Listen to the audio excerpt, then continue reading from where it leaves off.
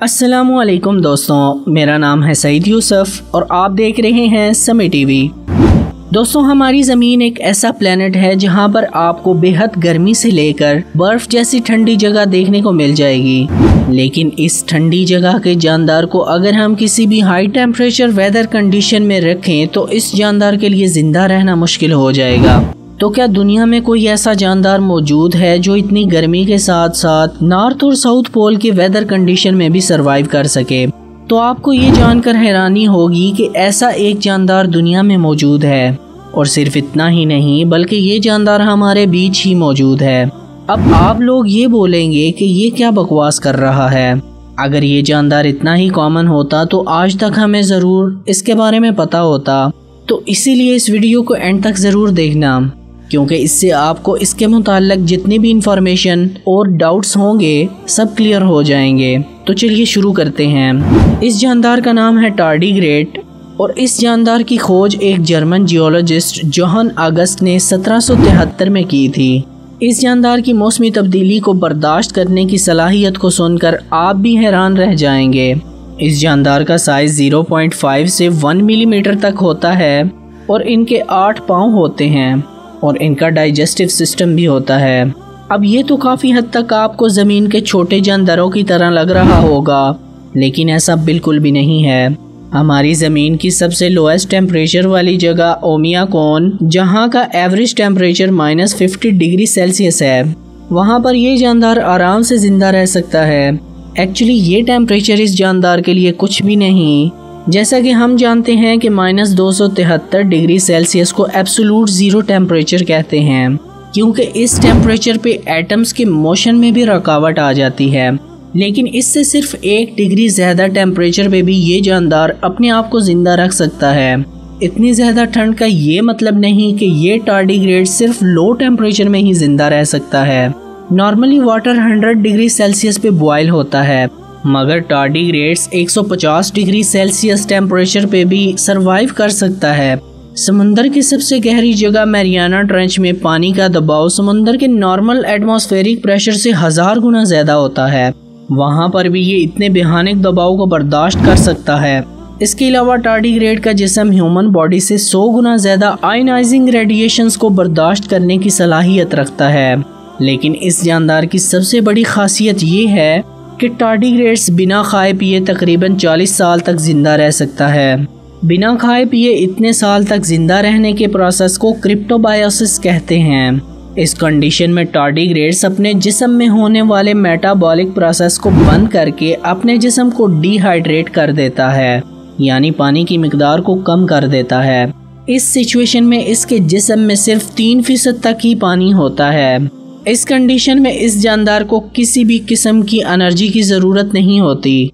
ये जानदार इसी हालत में तकरीबन 40 साल हाइबरनेशन यानी गहरी नींद में जा सकता है और हालात अच्छे होते ही टार्डिग्रेड्स अपने जिस्म को फिर से हाइड्रेट करके मेटाबॉलिक प्रोसेस को शुरू कर लेता है और फिर से खाने की तलाश में निकल जाता है।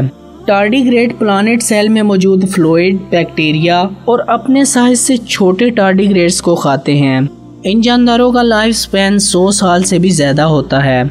2007 में नासा ने हज़ारों की तादाद में टार्डिग्रेड्स को स्पेस में ले गया था और इन्हें स्पेस में आयनाइजिंग, सोलर और कॉस्मिक रेडिएशंस के अंदर रख कर देखा कि क्या ये जानदार रेडिएशंस में भी ज़िंदा रह सकता है। लेकिन हैरानी वाली बात तो ये है कि इनमें से काफ़ी सारे टार्डिग्रेड्स इस वैक्यूम स्पेस में भी इतनी रेडिएशंस के बावजूद भी ज़िंदा थे।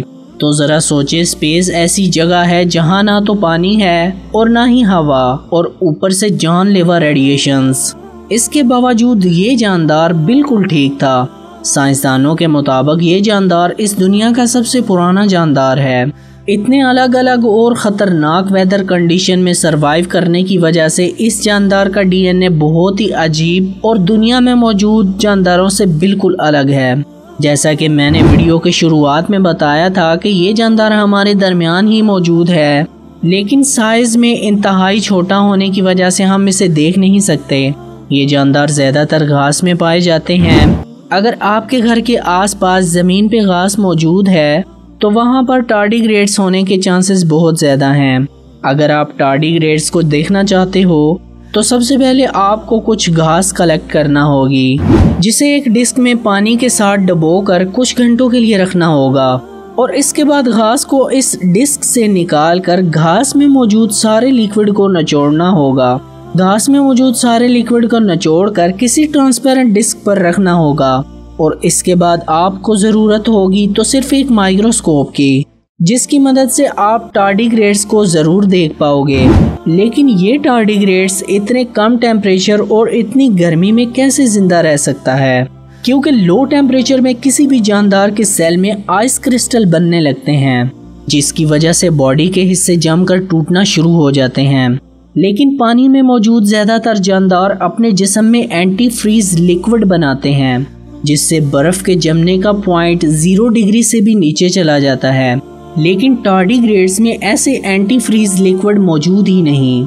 साइंसदानों के मुताबिक टार्डिग्रेड्स अपने जिस्म में बर्फ से होने वाले नुकसान को एंटीऑक्सीडेंट बनाकर ठीक कर लेते हैं।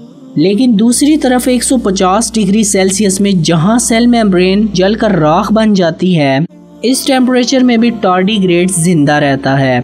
लेकिन साइंसदानों के पास इसका कोई जवाब मौजूद ही नहीं। इस टेम्परेचर पर किसी भी सेल मेम्ब्रेन का सरवाइव करना ऑलमोस्ट इम्पॉसिबल है।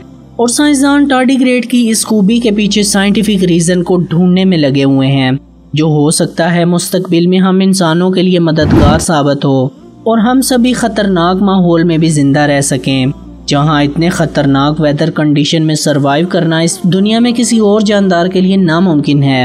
वहीं टार्डिग्रेड इस सिचुएशन में भी आराम से ज़िंदा रह सकता है। ये जो स्पेशल एबिलिटी टार्डिग्रेड के पास है, क्या इससे आपको ये नहीं लगता कि टार्डिग्रेड इस दुनिया का है ही नहीं? क्या ये जानदार एलियन लाइफ की तरफ इशारा करता है? कमेंट करके ज़रूर बताएं। सो फ्रेंड्स, आज के लिए बस इतना ही। आज की हमारी ये वीडियो आप लोगों को कैसी लगी, हमें कमेंट करके ज़रूर बताएं। अगर आप लोगों को ये वीडियो पसंद आई हो तो इसको लाइक और ज़्यादा से ज़्यादा शेयर ज़रूर करें।